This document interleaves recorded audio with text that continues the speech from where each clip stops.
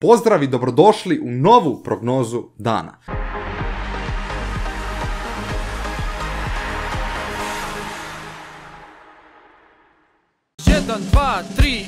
Danas je malo specijalna prognoza jer vašem domaćinu je danas rođendan, tako da želim da svi lajkujete ovaj video kao neku čestitku i da dole u komentarima napišete sretan rođendan kompa moj. Mislim, ne morate napisati kompa, napišite što god hoćete. Tako da, želim da mi svi čestitate dole u komentarima rođendan, da ja budem sretan. Znači, lajkujte video, subscribeujte se i čestitajte mi rođendan. Hvala! Uglavnom, danas imamo veoma zanimljivu prognozu. Iako imamo samo 2 utakmice, mislim da bi današnja prognoza mogla biti od izuzetne važnosti po pitanje hrvatske reprezentacije i njihove budućnosti. Znači, danas se igraju samo 2 utakmice dana, igra se 2 utakmice u 21 sat, odnosno skupina D se igra u 21 sat. Češka, Engleska protiv Hrvatske i Češke. Škotske, jebem ti ja napisao Češka. Danas imamo samo 2 utakmice, obje se igraju naravno u 21 sat zbog tih mogućnosti kalkuliranja bla bla bla. Uglavnom igra se utakmica Češka i Engleska i ona koja nas puno više zanima to je Hrvatska i Škotska.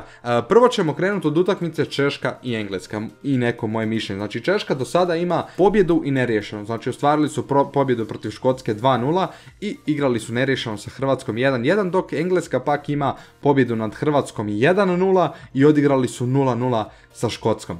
Brate, ova utakmica je jako čudna jer ovdje obje ekipe, znači Češka je trenutno prva, ako bi bilo neriješeno oni bi bili prvi, ako bi pobijedila Češka ona bi također bila prva, Engleska ako izgubi to pak onda mediji ono kao bog te mazo izgubili smo, ali ako izgubi njima može biti bolje zato što će možda ići na lakšeg protivnika u osmini finala, pošto prvo mjesto u našoj skupini donosi protivnika iz skupine F ko bude drugi, a to će vjerojatno biti ili Francuska ili Njemačka, tako da to je baš zajebano, tako da ne znam, ova utakmica mislim da će biti dosta zanimljiva i da će biti dosta onako čudna, mada opet ne sa tolikim ulogom jer od ove 2 ekipe vrlo vjerojatno nijedna ekipa ne želi pobijediti ovu utakmicu jer koja god pobjedi ona je najebala. Pogotovo ako bude neriješeno Češka je najebala, tako da bit će jako zeznuto. Što se tiče utakmice Hrvatska i Škotska.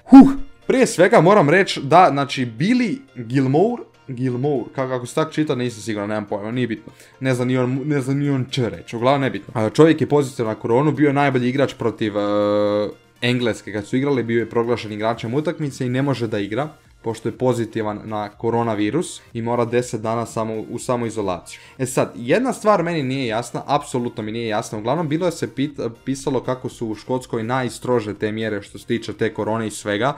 I oni su dobili faktički zaraženog igrača u ekipu, a ostali se svi mogu normalno kretati, nema nikakve samoizolacije za njih. Što je naravno dobro. Ali poenta je u tome što znači sve ekipe su se plašile Škotske, jer tamo ako imaš pozitivnog igrača, kompletno cijela ekipa mora u samoizolaciju i ispada faktički da ekipe moraju predati utakmice. Zato meni ovo apsolutno nema smisla, znači Hrvatska nije putovala u Škotsku da tamo bude u kampu baš iz tih razloga, a sad ispada da to uopće nije slučaj. Znači Škotska ima zaraženog igrača i nitko ne mora u samoizolaciju osim tog igrača koji je pozitivan. Mislim što mi je i logično, ali opet nije fair prema drugim svim, prema Češkoj, Engleskoj koja već sve igra u Škotskoj, nema pojma. Uglavnom Engleska igrala sve na Wembleyu, tako da malo s te strane nije uopće pošteno to od UEFA.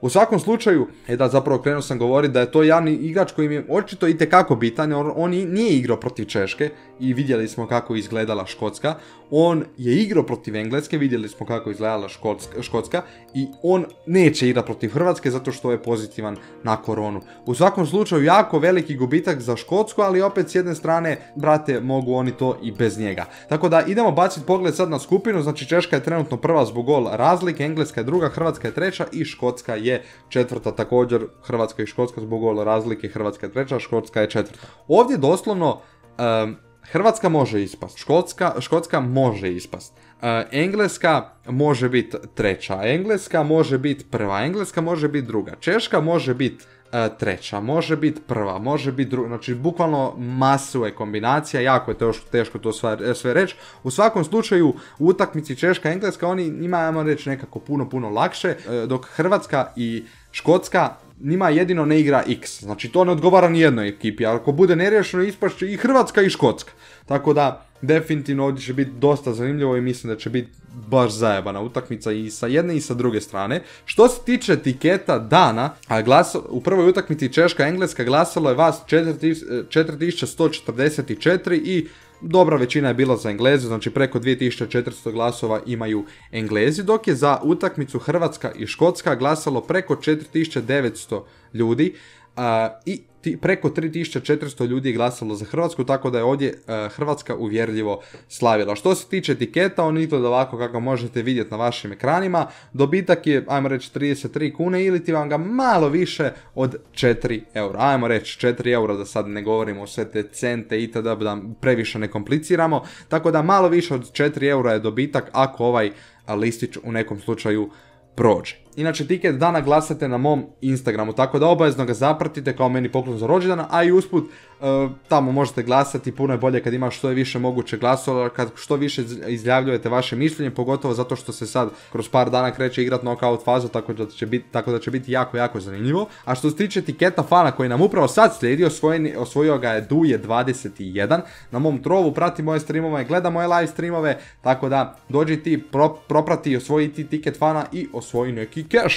Tako da ovo je njegov listić i uglavnom on je glasao da će Engleska pobijediti sa više od 2 gola razlike, odnosno da će biti ili 2 ili više golova razlike u korist Engleza i stavio je na pobjedu Hrvatske i njegov dobitak je 53 kune ili ti vam ga oko otprilike 7 eura. I sad dolazimo na onaj najbitniji dio, a to je Ticket Pro. Zašto je Ticket Pro bitan? Zato što sam izuzetno precizan u tome. Izuzetno, po pitanju barem Hrvatske. Znači, Češka, Engleska, odmah da kažem prognozu, mislim da će biti 2-1 za Češku. Nemojte mene pitati zašto, ali ja imam neki feeling da će Englezi to pustiti samo da ne budu prvi u skupini i da oni mogu s mirom da idu sa drugog mjesta dalje kako bi im bio lakše izdrijet. Ne znam, brate, ja imam takav neki feeling, ja ću reći da će Češka pobijediti, normalno postoji šansa i da Engleska razvali Češku, ali briga me, ja kažem da će ovdje pobijediti Češka i na utakmici Hrvatska-Škotska. E sad, zašto je ovo toliko bitno? Zašto je to mišljenje moje toliko bitno u ovom slučaju? Ja sam u prvom kolu rekao da će pobijediti Engleska. Engleska je, kao što svi znamo, dobro pobijedila. Nisam baš pogodio rezultat, ali je pobijedila.